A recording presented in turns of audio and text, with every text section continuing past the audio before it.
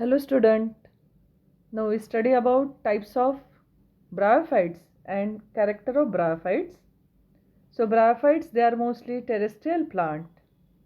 They found in moist and shade places.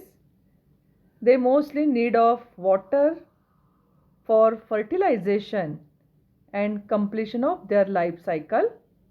So they are also called as amphibian plants. Gametophyte and sporophytic stage are observed in life cycle of bryophytes. Vegetative plant body is gametophytic, thalloid or with leafy structure. Sporophytic generation is represented by spore producing capsule. Mostly they are present of rhizoids. So rhizoids, which are root-like structure, they are unicellular or some are multicellular. Classification of bryophytes. So bryophytes mostly classify into two types, the liverworts and the second one moss. So liverworts, they are with primitive group or lower member of bryophytes, while moss, they are advanced member of bryophyte having erect plant body.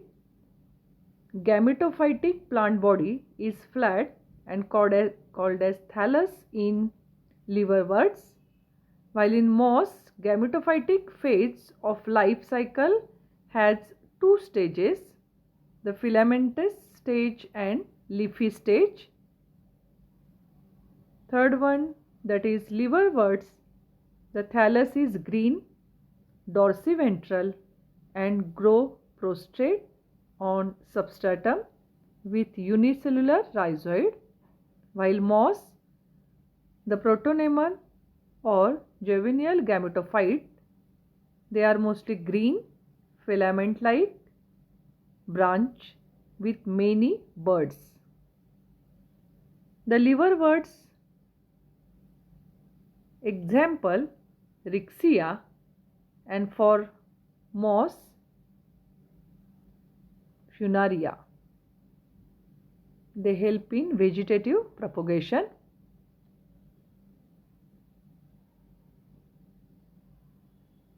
The anthrocytes, the gametophytic are mostly flattened thallus. Horny structure are produced on thallus, while in moss they produce buds, which is leafy stage. Vegetative reproduction occurs in moss, example funaria. The example of liverworts is anthosos. So these are liverwort, example Rixia, and hornworts, example anthosos, while example of moss funaria, this is sporophytic part of funaria, this is gametophytic part, capsule produce spores. So these are structure of bryophytes and classification of bryophytes.